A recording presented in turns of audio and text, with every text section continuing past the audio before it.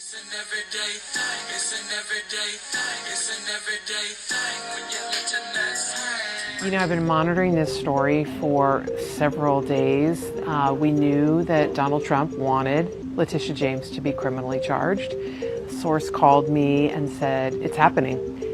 Basically, Halligan, we learned from multiple sources after that. Bro, I don't know if I was just damn mute or not, but if I was, maybe I just muted my shit at the same time. But anyway, I had a horrible time with that the other night, and it was just frustrating.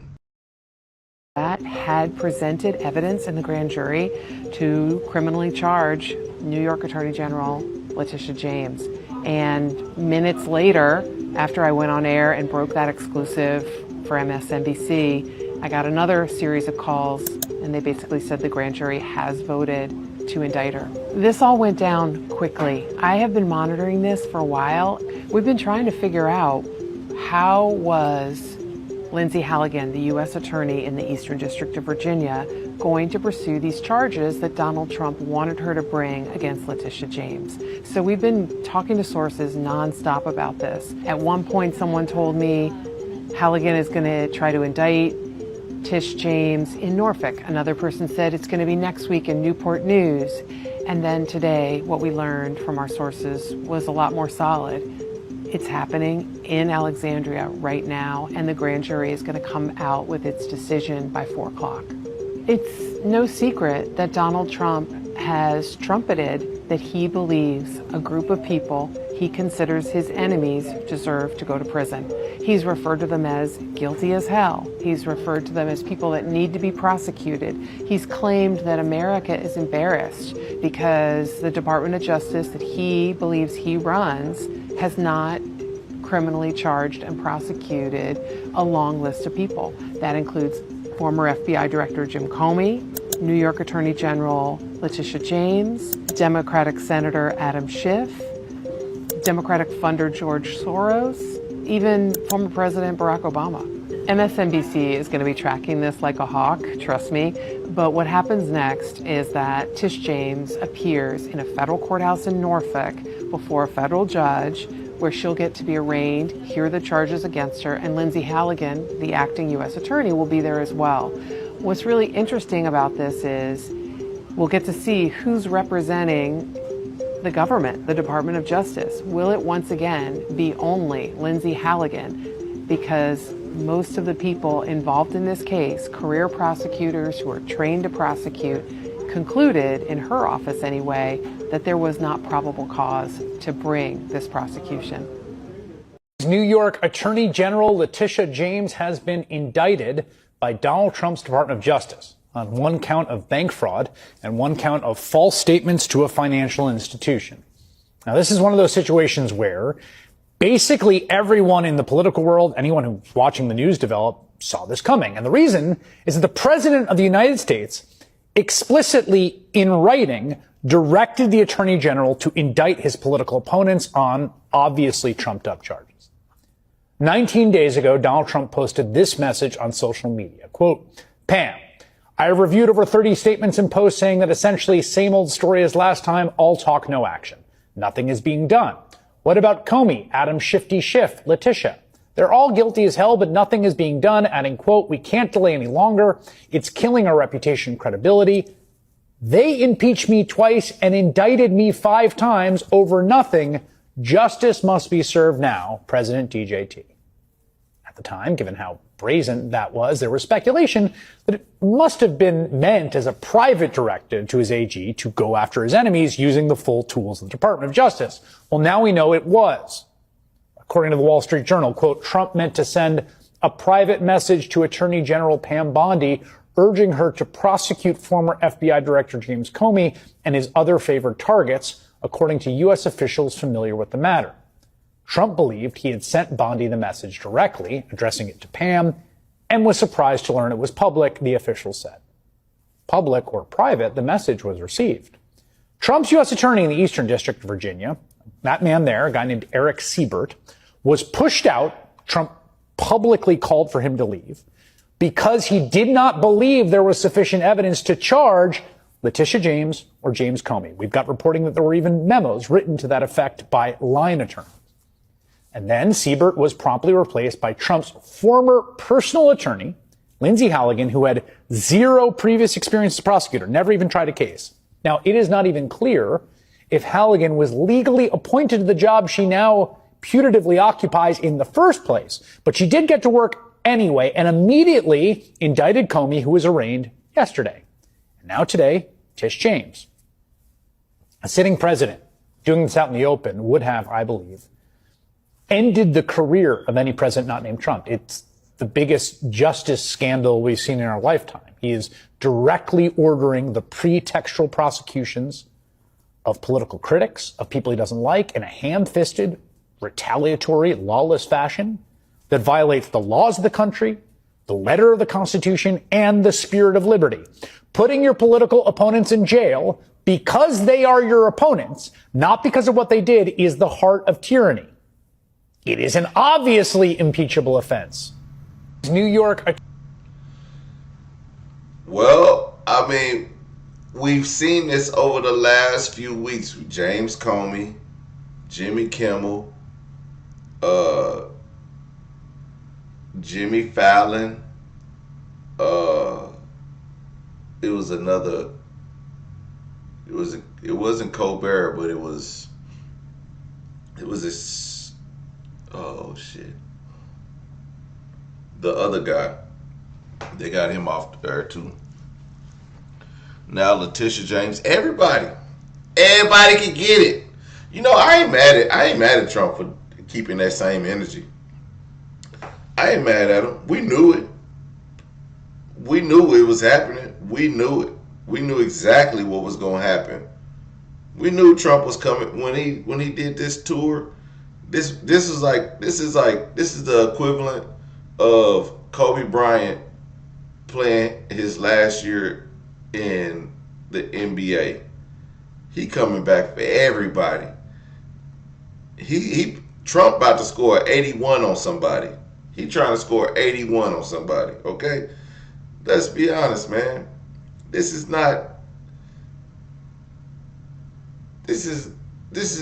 what we expected. A lot of people not gonna say it, but this is what we expected from Trump. Well, maybe some people will say it, but it's too late. It's too late. We didn't think we would. We thought we was gonna get a presidency, and instead we're getting a,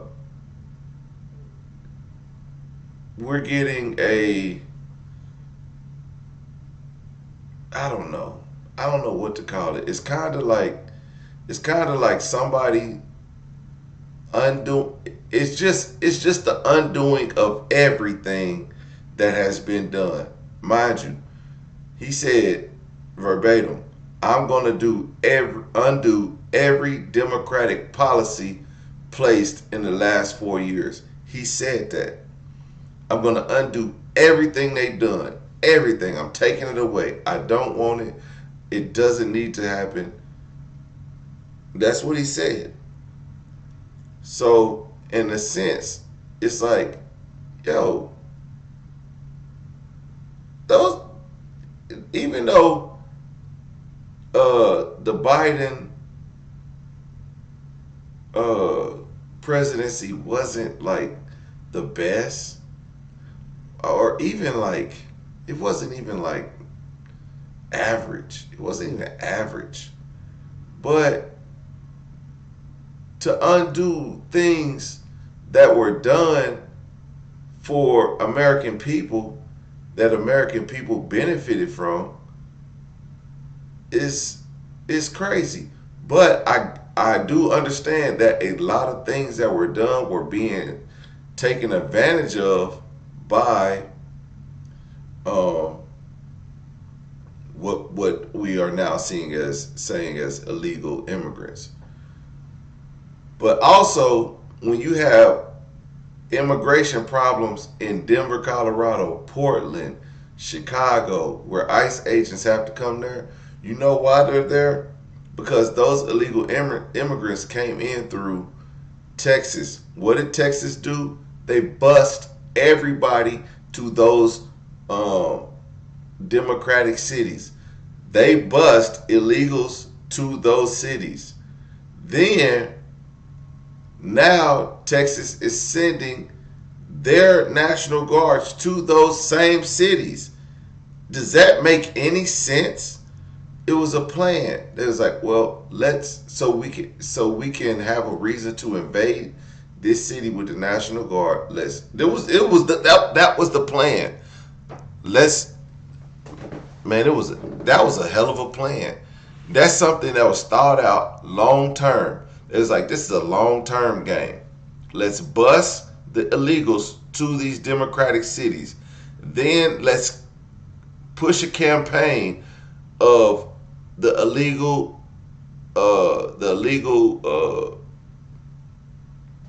violence and drug selling in those cities.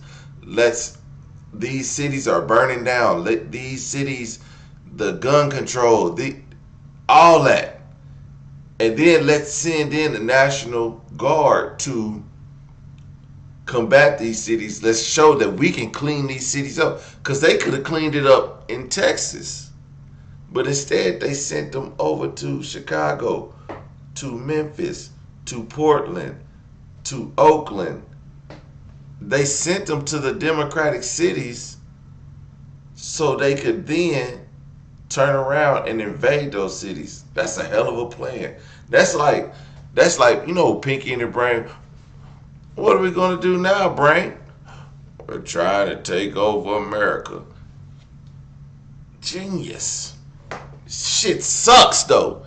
It sucks for the American people because look at the stance that we had. Our government is shut down because of this crap. I know that you have known Tish James for a long time. So first, just your response to the news today. Tish James is a strong, brilliant, courageous, faithful, and patriotic woman and a great attorney general. And it's a shame that she's being victimized in this way by Donald Trump and his corrupt Department of Justice. We're in the midst of a Trump-caused government shutdown. The military is on the verge of not being paid, notwithstanding the fact that our men and women in uniform continue to put their lives on the line. We have a Republican healthcare crisis that is devastating people all across the country, and Donald Trump could care less. The Republicans, who are sycophants in the House and the Senate, could care less.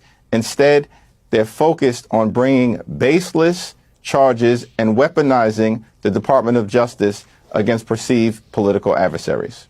I know that you have known Tish James. This is nothing more than a continuation of the president's desperate weaponization of our justice system.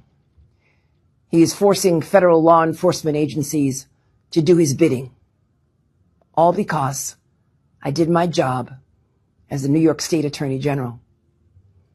These charges are baseless, and the president's own public statements make clear that his only goal is political retribution at any cost.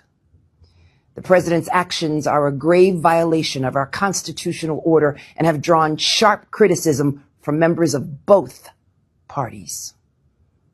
His decision to fire a United States attorney who refused to bring charges against me and replace them with someone who is blindly loyal not to the law, but to the president, is antithetical to the bedrock principles of our country. This is the time for leaders on both sides of the aisle to speak out against this blatant perversion of our system of justice. I stand strongly behind my office's litigation against the Trump Organization. We conducted a 2-year investigation based on the facts and evidence, not politics. Judges have upheld the trial court's finding that Donald Trump, his company, and his 2 sons are liable for fraud.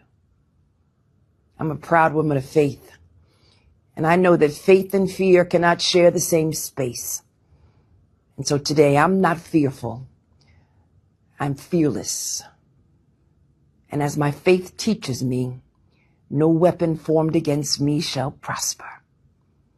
We will fight these baseless charges aggressively, and my office will continue to fiercely protect New Yorkers and their rights.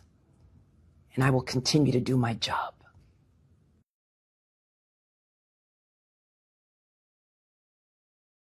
Carol, explain the. I mean, we understand what's going on, man. We got to break down the legalities of it. I don't know the full scope of what's going on. This just happened a day ago. So, of course, in maybe a day or two, we'll be able to break down, or somebody will break it down, and we will definitely go in depth about what's going on with Leticia James. I mean, mind you, she's from New York. Okay? She's from New York. You know? It's a lot of corruption coming from New York. You got Leticia James. You got Chuck Schumer. You got Donald Trump. You got AOC. You got, shit. Who else we got? Tekashi 6ix9ine. Shit, everybody. Maybe we need to just ban New York from the U.S. Let's ban New York from the U.S. We don't need them no more because they fucking up. Okay, we just gonna get rid of New York as a whole. Okay, because everything that happens in New York is crazy. But you know what's crazy? I remember the first Trump presidency.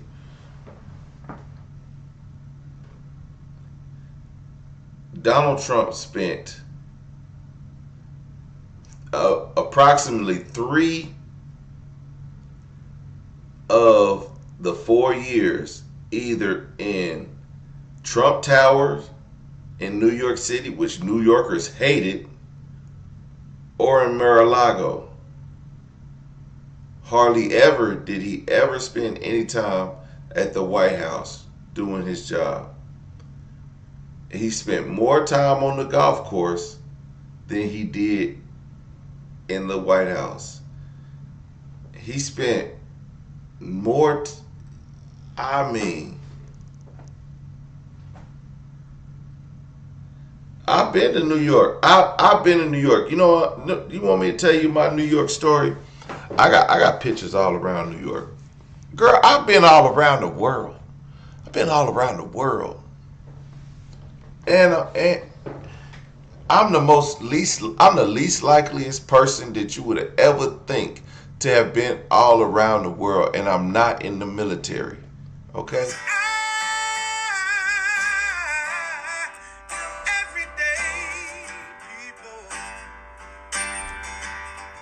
Day and night. For some women, it can start working in as fast as 1 week.